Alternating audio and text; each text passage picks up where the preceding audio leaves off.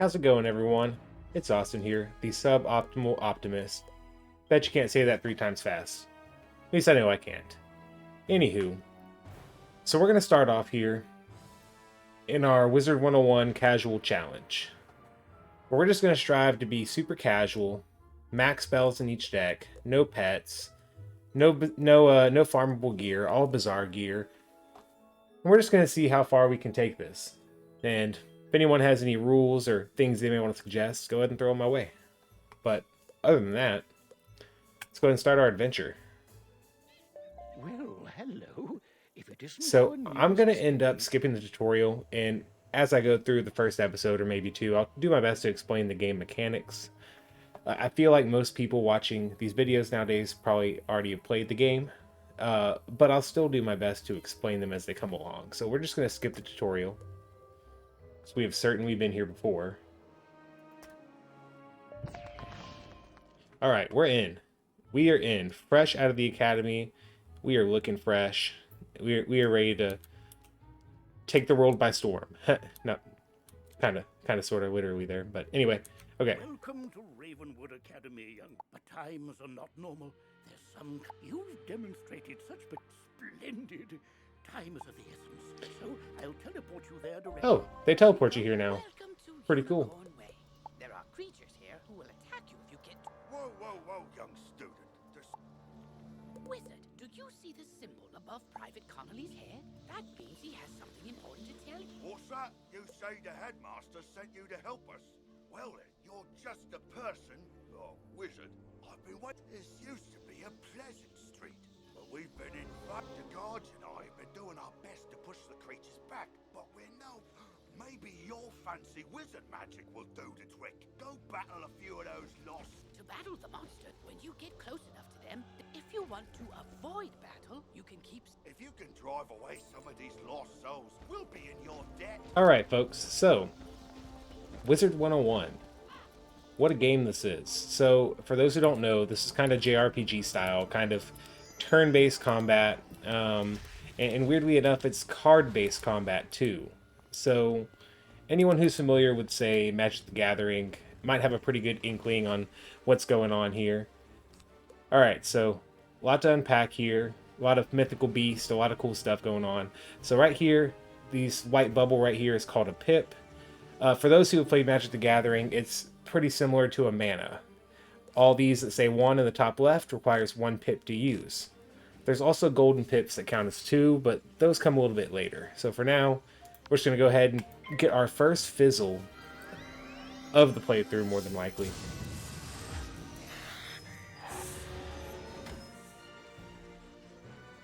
So kind of as I had stated in my little intro video and such, hey, no fizzle. We're going to be playing pretty suboptimally, as is the channel name.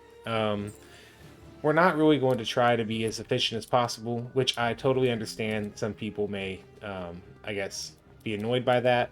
But I'm trying to recapture kind of how we used to play this game back in the day where, you know, we weren't really worried about deck consistency and what are the odds I draw this and so on and so forth.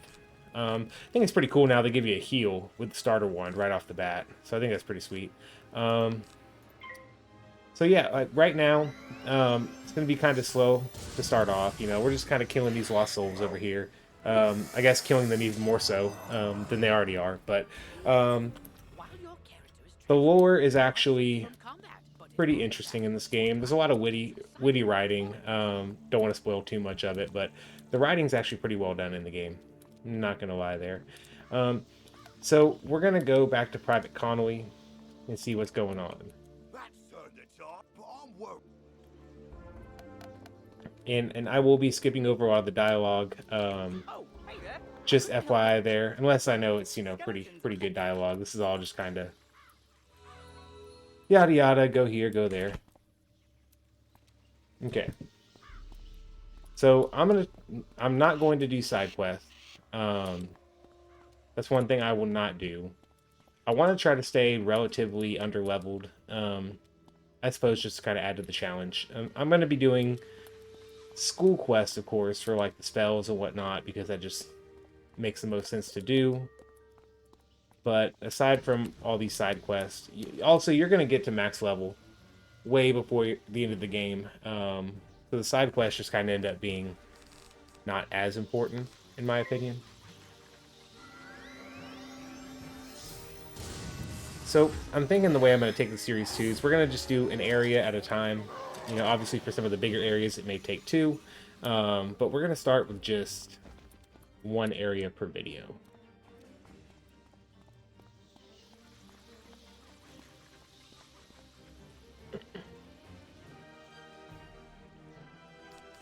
Yeah, so this is kind of just how the beginning of the game is. It's going to be very slow to start, as most who played this game before know. You're really just kind of learning the mechanics. Most of the things you cast are going to, you know, eliminate the enemy in 1 or 2 hits. There's not too much strategy involved here. Rest assured later in the game, though. Rest assured later in the game, things get pretty spicy. Me and a buddy that played this all the time, we'd actually rage quit a couple of the gold key bosses, so that ought to be pretty fun. General Tennyson being one of them. Okay, so one thing we are going to start doing for the sake of speed here and just covering the most ground, this button right here sets a marker so we can teleport back to it. So we're going to go ahead and do that.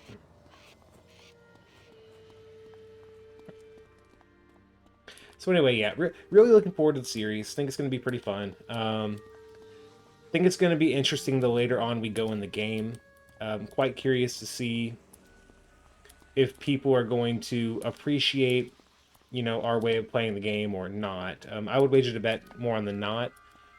For anyone who's ever tried to do Castle Darkmoor blind without looking up the cheats and whatnot, you're probably well aware that people don't take too kindly to you know, non-optimal strategies for bosses like that. At least in my experience, getting the level 100 gear was quite cumbersome, to say the least.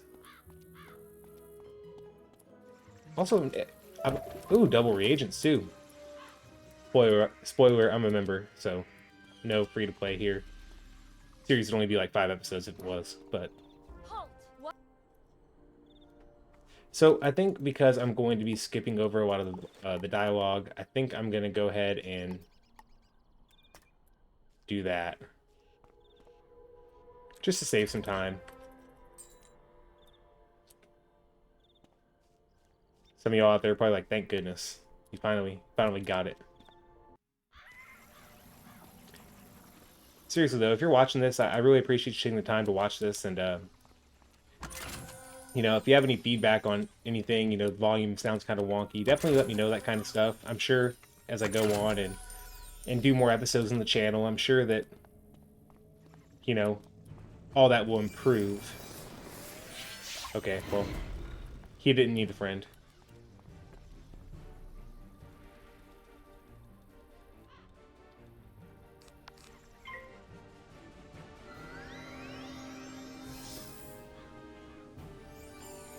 There it is. That's one fizzle. Maybe I'll do a fizzle counter. So, oh yeah, so explaining the game.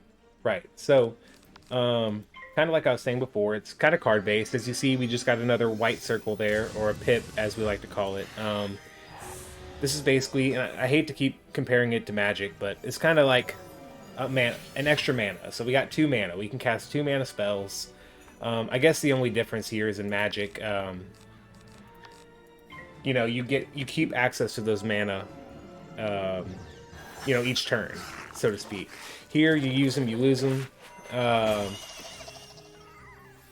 And later on in the game, we'll get gold pips called power pips.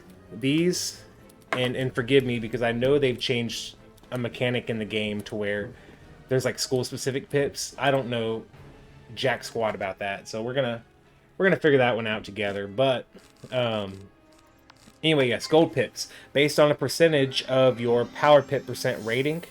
Wow, 2. That counts as 2 pips. There's, of course, elements to the game, like your typical, you know, Pokemon, that kind of thing.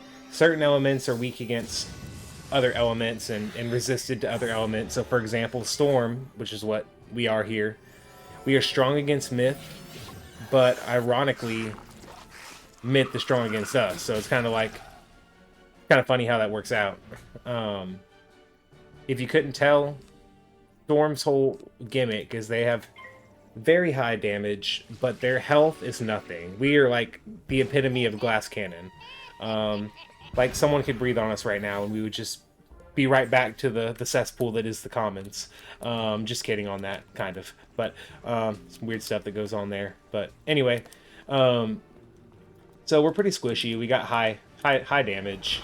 That's what's going to make it even more interesting that we're not playing quote-unquote optimally, because we are playing a school with the best damage, but we're not going to be just aiming to finish every fight off turn 1.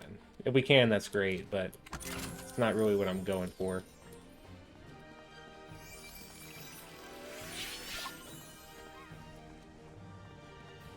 And more than likely, yes, next episode I will transfer a mount over. Probably should have thought of that beforehand, but we're really capturing the we're truly capturing the beginning of the game experience. That's a cool pirate ship.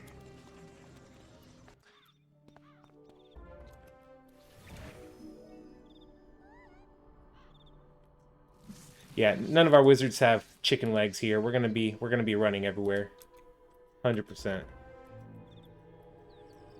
Oh, what do you know? Well, there it is. We got our broom. So that just made it even better. So that marker we set earlier, we can just teleport to that right here. So that works just fine. And, whoa, we're not going to talk to you. You're a side quest. We don't want none of that. All right. So now we got our first boss of the game. We got Rattlebones. And we're going to set a marker before we forget.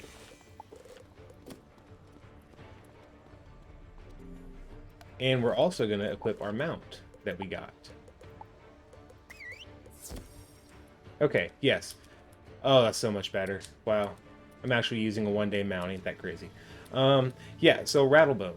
So this is where the game really starts to get difficult. This is where it takes 2 spells to kill an enemy.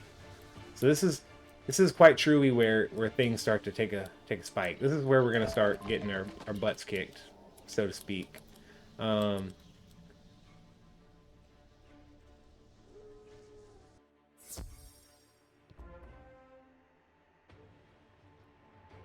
Oh, they're just having a friendly conversation. Don't mind me. So here's where being a solo storm can truly turn against you here. So this is basically how the early game's going to go. Why is he looking to the right? That's kind of strange. So I've got, especially when they're going first, they're both going to hit me with a spell, knock me down about 200.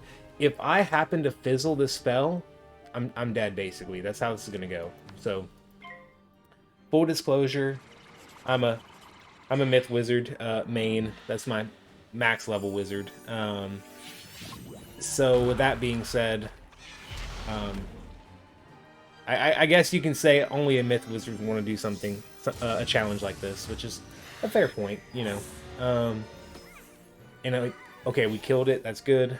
I can certainly see this becoming a challenge later on. Being a somewhat solo storm wizard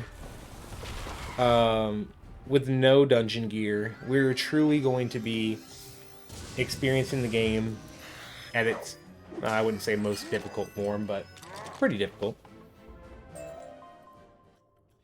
Alright, let's return to Seer and Nightchant. We do have some robes, so we're going to equip those. Whoa, that was some great graphics. Okay. Stormweave shoes. Robe. Oh, we are looking fresh. We are looking absolutely beautiful. This is what we like to see.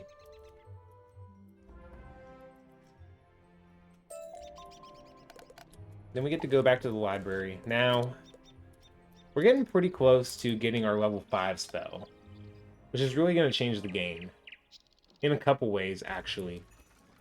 because once we get our level 5 spell, we also get a new deck, which means we get to fill that bad boy up with all the spells we can get. Just run away from the commons. No one read any of the things they say. I don't want to get age restricted here. Okay. And Merle Ambrose.